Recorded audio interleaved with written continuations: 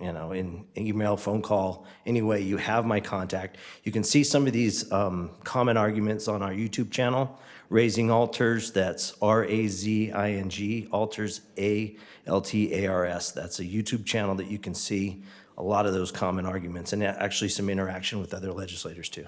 Thanks. Thank you, Chris. Appreciate it. The next comment form I have is from McLean Drake. Okay, all right, hey. Well, hello, hey, my name is McLean Drake, and some of the comments I wanted to make, hold on, let me put in my, that is the most awkward thing I've ever used in my life, but it is what it is. So I was wanting to address the concerns for the hard of hearing and particularly people with disabilities, specifically in Harriman City, to see if there was a way that we can have an open conversation with specific disabilities in our community. Specifically, obviously, I have about 70% hearing loss, and I do a lot of work with the deaf and the hard of hearing side of the community, but I also do work with the high functioning autism, sensory, and also deaf and blind individuals. We do a lot of charity for them as well. And so I was hoping that there could be someone that we can talk to in regards to having a conversation how we can be more inclusive in our community, whether that be for businesses or the city hall, especially for like conversations like the accessibility we have, because one of your representatives, communications department, they've been super helpful with addressing what they do have, but unfortunately it doesn't meet the needs of someone who wears like hearing aids or along those lines, or a cochlear implant.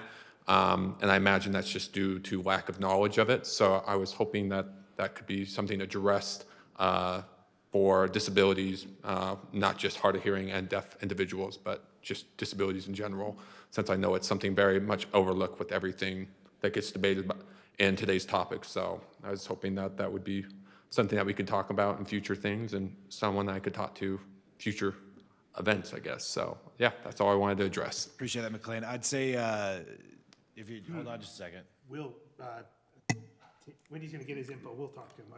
We're both very All right, interested in that's gonna be that. easier. What's up? Yeah, so Wendy is going to grab your information, so she'll work with you from the staff level. I would say that I feel comfortable speaking on behalf of this body that we would love to have a conversation about that. We want to make sure that everybody has the ability and the access to our community. We appreciate participation. We want to provide as much ability to participate as possible. So please work with our staff and let's see if we can do things to better accommodate those who need it. So Yeah, no, I appreciate that. And yeah, whenever you need to get information from me, yeah, this thing's is so weird. But yeah, I appreciate it. Yeah, thank you. I appreciate it. all right, thank you. Thank you.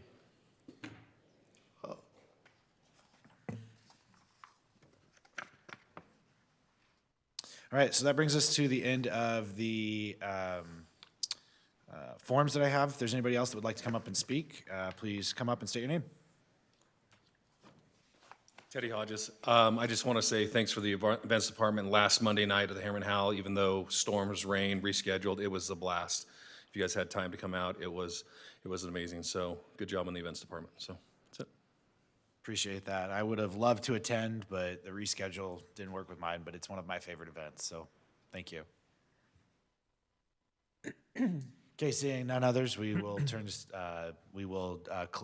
close the public comment portion of our meeting.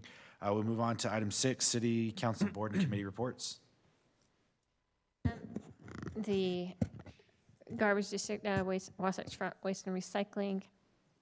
A couple good news items is just simply that recycling is getting better for us as far as we actually got a check for recycling rather than paying $76 a ton. We actually received a check for some of our recycling, so that's really helped dramatically in our budget because our salaries and wages have gone up substantially because of just trying to compete and trying to keep drivers and necessary staff. We've had to increase our salaries.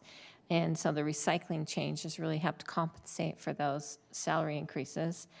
The other issue that we have talked about, we actually issued a resolution to try and get out of being a special service district. That's still at the county. The mayor and her staff have completed their review, and they've provided us a memo on Friday with some of their concerns about why just some of the concerns they had, and the concerns are actually very easily addressed. They're, I would say, mute points at this point. They're nothing that can't be resolved. There's nothing on there that we couldn't already, like, one of the concerns was that maybe we would stop servicing like High Country or things like that.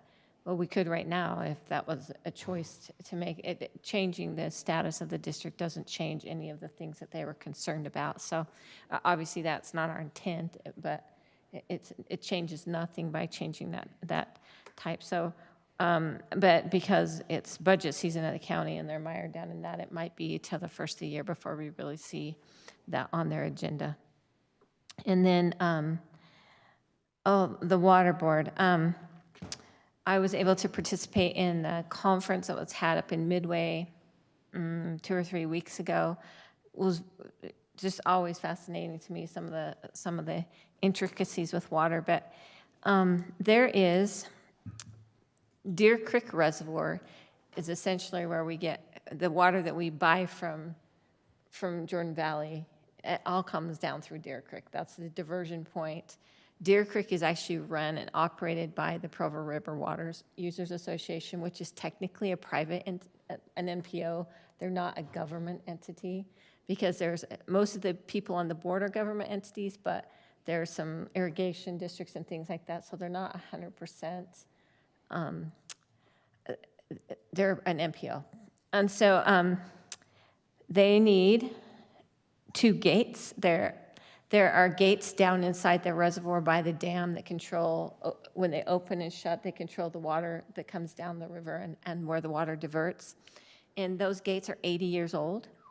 And so they have to be replaced. And so because they're underwater, the only way there's 2 ways. You can drain the reservoir and fix them and take care of it, but that would probably be a really bad idea, especially in this environment if we drain the reservoir. So that's not an option. So they had a company come in and they can do a wet in the wet, but it's expensive. It's about just pretty close to $60 million to fix those gates. But if they fell open, we're in trouble, or if they fell shut, we'd be in trouble. So there's about $60 million. There's a plan that's associated with that as far as getting that funding. The different entities, they're working with the state to get that, to do the bond and things like that for that. But the other little caveat that really needs to be done, in my mind, it's short-sighted if it doesn't get done, is a bypass pipe. Because there's no way to bypass those gates right now. It was never incorporated into the design. And so if we can put in the bypass pipe, there would always be the ability to bypass even if the gates failed, to get water down in the river. There is not right now. So, but it's an extra $15 million, and it's beyond what they can budget for. So they've put in for ARPA money for that $15 million because they for sure can get the $60 million done, which is critical. But in my mind, if you're already going to spend $60 million, why wouldn't you do it just right and let it last the next 80 years with the extra 15? But we're all in competition for ARPA money.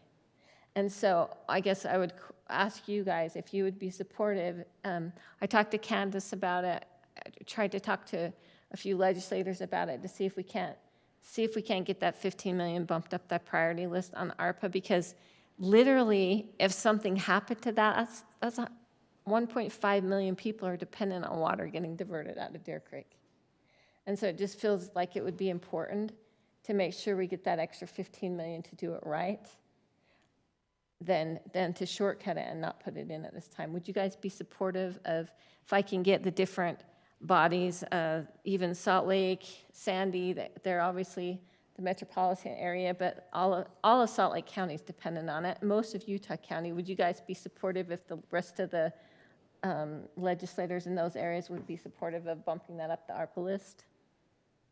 So I'm supportive of having the conversation. I think you're absolutely right in regards to water, that we need to make sure that we're protecting our water source. Without more specific details on funding and exactly what can and can't, and I'd have a hard time supporting it right now, but I'm absolutely open to having the conversation.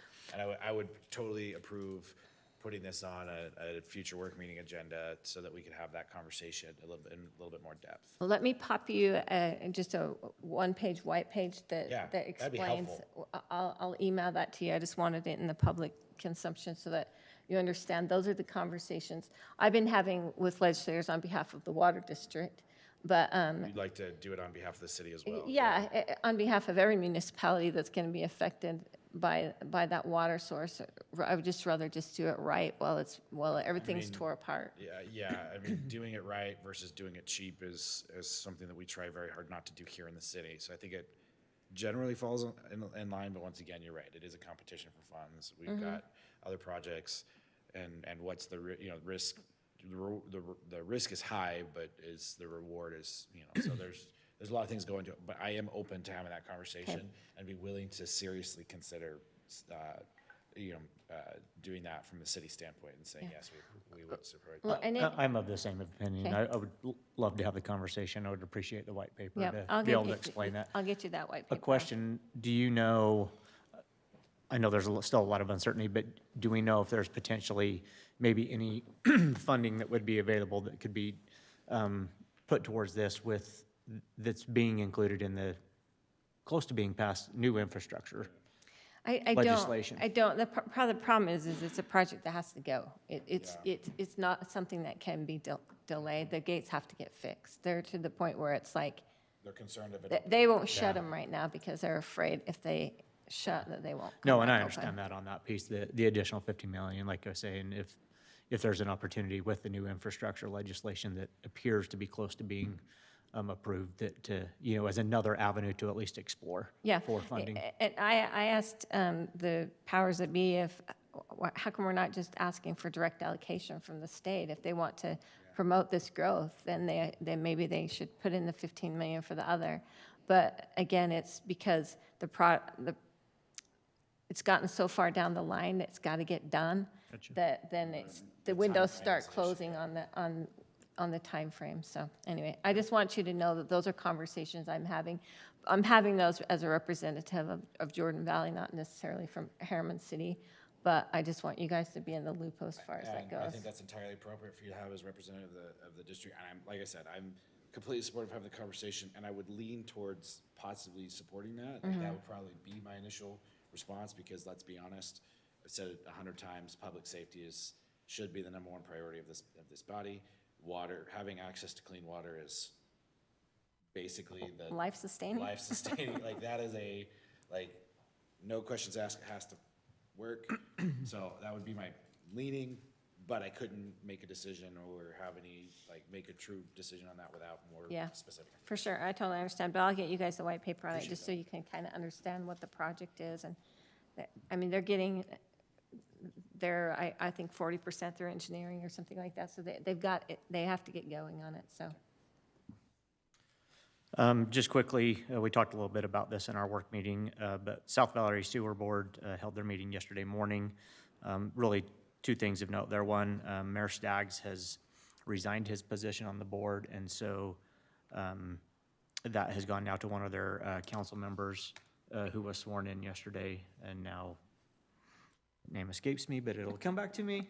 But again, we swore in a new board member yesterday for the representation from Claude Wells. That came to me finally. Claude Wells is the new representative there. And then again, as we already mentioned in our work meeting, there was a approval for a reimbursement agreement for the sewer line that's up through the Hidden Oaks area. And again, a key piece to what's needed for the elementary school opening as well. But that reimbursement agreement between the sewer district and Harriman was approved yesterday as well. So that's all I have. Appreciate that. We will move on to item 7, which is the consent agenda. I'll accept a motion. I will make a motion to approve the consent agenda as written. Second? Okay, motion is second. Clint? Yes. Sherry? Yes. I vote yes, that motion passes. We move on to item 8.1, discussion and consideration of a draft ordinance to amend Harriman City Code Title 10, Chapter 29 to comply with the Utah State Code for internal accessory dwelling units. Michael? Thank you. As the council knows, we have this and the next item, which are really housekeeping items in response to the legislative updates in the 2021 Utah State Legislature. We're just going to bring up this presentation. We briefed the city council in your previous work meeting on this change to accessory dwelling units. And again, we're only talking about internal accessory dwelling units. A lot of communities are doing detached, completely separate accessory dwelling units, but the state's requirement is that we address internal accessory dwelling units, and we have chosen to limit our ordinance amendment to the state standards. This is the workflow for this project, our timeline. Again, we started looking at this in June. We've had a planning commission public hearing. They made a recommendation to the city council. We discussed it on September 22nd, and it's on for action before you tonight. Again, this is the summary of House Bill 82 that gives us the direction as far as what changes we needed to make locally. It does still allow us to prohibit short-term rental of anything less than 30 days. I understand from our communications department, from Tammy, that this is going to be a topic in the upcoming legislature. It looks like there's pressure on the legislature to prohibit cities from restricting short-term rentals within our communities, or at least in some locations. And this is just a simple graphic, just trying to illustrate, again, we're not talking about detached accessory dwelling units in this ordinance. We did allow internal dwelling units in agricultural zones, owner occupied only, as a conditional use. So you can see in our land use table, we're changing that from a conditional use to permitted, which again is consistent with state code. And then we've added them into our residential zones, which is consistent also with the code. And then a summary of what these elements are: limit 1 ADU per residential parcel, only on lots that are 6,000 square feet or larger. The ADU has to be directly adjacent to the living space of the home itself. It can be above, below, behind, you know, there's a variety of configurations. But it can't be on the opposite side of the garage. Right, and we were trying to avoid the look of creating a duplex in a single-family neighborhood, essentially. Again, owner occupancy is a requirement. We restrict ADUs from being used as short-term rentals. We can require that you don't have a second front door on the front of your home. You can have that separate entrance, but it has to be on the side or the rear. And a good thing about this policy is they are already happening in our community. When you have an ordinance that allows the ability to get a permit, now we can do inspections, we can do permit reviews, we can make sure that these spaces are built to building code, and they tend to be safer because they've had some level of oversight from the city. We've done a quick analysis as to what areas in the city we're talking about. As you can see, it's not everywhere in the city because we are limiting it to the residential and agricultural zones, lots that are 6,000 square feet or larger. So this would not be allowed in medium or high density? By definition, possibly, because again, we've done a lot of planned developments. So as long as it's a single family detached in an agricultural or residential zone, even though it might be medium density, you still could have an ADU. We would require that one off-street parking stall for the additional But they ADU. still have to be on 6,000 square feet. Yes. Right, that's Over true. that. That's true. So let's say we're That's in. true. So I'm just trying to make sure I understand and that it's clear to the public. So for example, if you go back to that map that you're looking at. Oh, you want to go back to the map? Yeah, go on map. Rosecrest Village, I see it looks like it's specifically knocked out, right? And that's a development where it's a HOA and there are single family detached houses, but they only are on the footprint of the actual building. So they would not be allowed to have, and we would not be required by state code to allow them to have one in that one. Right. It has to be a 6,000 square foot minimum lot for that single family home. Okay, all right, Right. cool. It is consistent with some elements in our general plan, and a good thing is our moderate income housing report, every year we need to report to the state in order to still be eligible for transportation funds. We have to demonstrate that we're working on these moderate income housing issues, and approving an ADU ordinance satisfies that requirement, so that will be in our annual report to the state. So again, the recommendation from the Planning Commission and staff is that it does, the proposal is consistent with our current general plan, and it is appropriate for a text amendment, and it is before you for action tonight. Any further questions from the council? No, I actually just want to tell you and the rest of the planning staff, thank you. This has been obviously a topic of a lot of discussion amongst every city around who is now, has to incorporate those new laws into our own standards, and it's really taken a lot of work. Again, it's not, our city's not exempt from the work that's had to have been put into there, but it has been a tremendous amount, and appreciate the professional way that your staff has approached this and made recommendations on it. Thank you. Thank you. I agree. I'll make a motion to approve ordinance number 2021-29, amending Title 10 of the Harriman City Code to comply with state code for internal accessory dwelling units. I will second. A motion and a second. Sherry? Yes. Clint? Yes. I vote yes, that motion passes. We will move straight into item 8.2, discussion and consideration of a draft ordinance to amend Harriman City Code, Title 10, Chapter 29, to comply with the Utah State Code for single-family design standards. Michael? Again, this was on your work meeting agenda on September 22nd, following a Planning Commission public hearing and recommendation to adopt the draft ordinance that is before you tonight for action. Again, this is a result of the state legislation update, and we've had a few work meetings earlier this year on this project. These are the changes we're making in the existing code. Essentially what we've done is we said we have single-family attached and detached dwelling standards. However, there will be exceptions for single-family and two-family dwellings. So if you have a three-family dwelling or four, like a townhome, you're still subject to our residential dwelling standards. And then if you're within a planned development or a master development agreement area, essentially the state code says anytime there is a negotiation between the city and a property owner where that negotiation, a voluntary negotiation, results in increased density, we do have the ability to still require design standards. So this amendment still allows for that to take place. Again, all of the changes we're making are consistent with state code. The one provision that we did talk about in the work meeting that the council seemed to be comfortable with maintaining is that we are still going to prohibit the same, the identical building elevation being adjacent to each lot. You still have to have a separation, basically 3 lots away, and then you can have the same elevation. It's and adjacent to or that was directly not- across from, correct? Right, yeah. So, and that was not something that was specified in state code.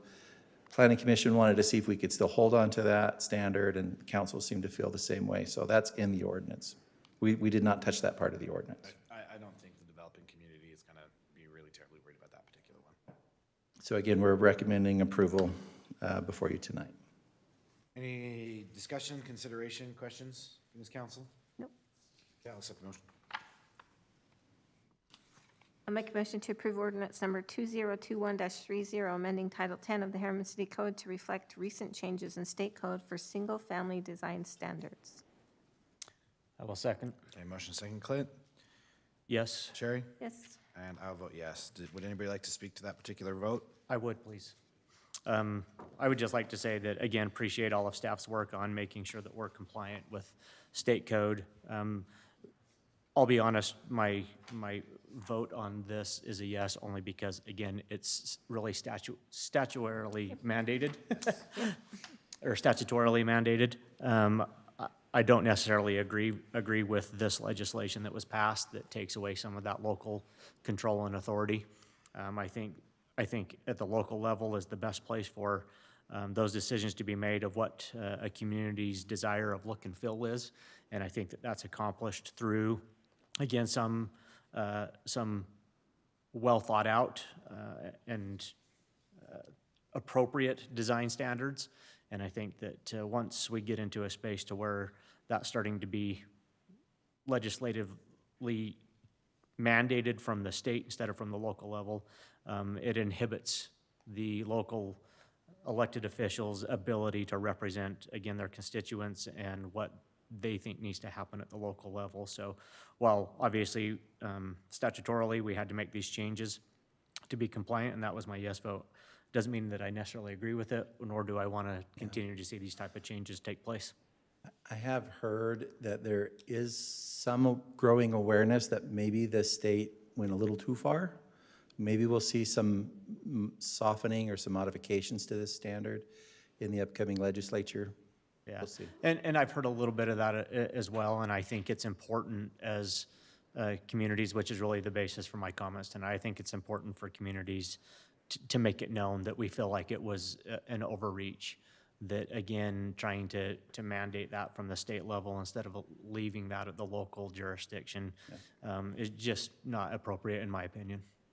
No, I agree with it, that I don't believe that the state should be mandating these types of things. I do, however, I liked that it was down to the 1,000 square feet on the size of the single-family home.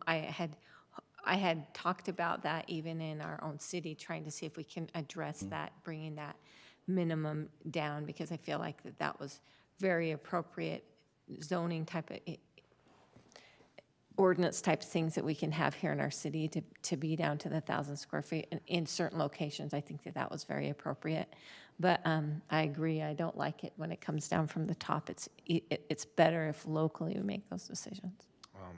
And I will, just for the public record, I also disagree with the fact that the state has made this a mandate and that we are being required to make this change. I agree with my fellow council members here that this should be a local issue, and this is, I feel it's inappropriate for the state to overreach the way they have. But as being such as it has been mandated, we are complying as we are required to do. And so I won't belabor that point. I feel the same way the rest of the council does on that. Thank you, council. I would be happy to comply with any lessening of those restrictions. Yes, that would be fantastic. So thank you, I appreciate it. All right, future meetings. Our next meeting will be our planning commission meeting on November 4th. November 10th will be our next city council meeting. We do have the Board of Canvassers meeting on the 16th of November. That will be at 5 p.m. in regards to the election. November 18th will be the following Planning Commission meeting. We do have our fall leaf collection program going on, so if you would like more information, please reach out to the city regarding that. That's between now and November 30th. In November, we also have the Turkey Burner Challenge. I believe that's the 1st through 26th. It is a virtual, so if that is something you'd like to participate in, please do so. My last note before I go, and I'd like to take a moment of personal privilege on this, is with regards to our election. Our elections ballots have been sent out. I would like to, one, express my appreciation for all of the candidates that have run for office. I am not, as many are aware, I did not rerun for mayor.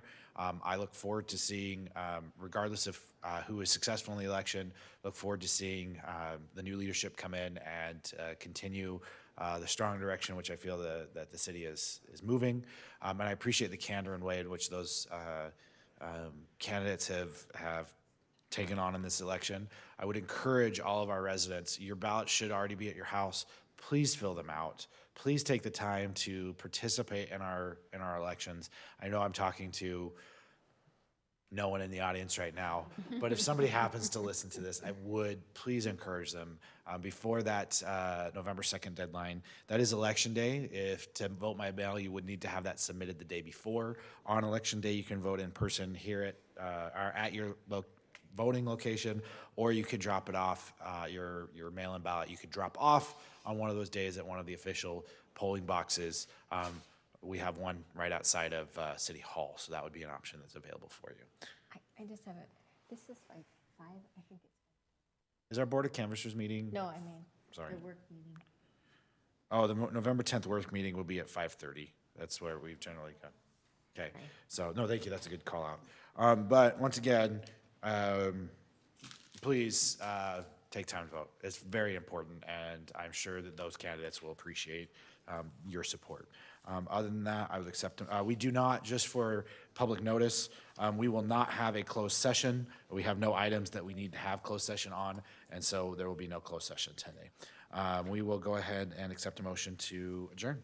So moved. Second? All in favor? Aye. All right, we are adjourned.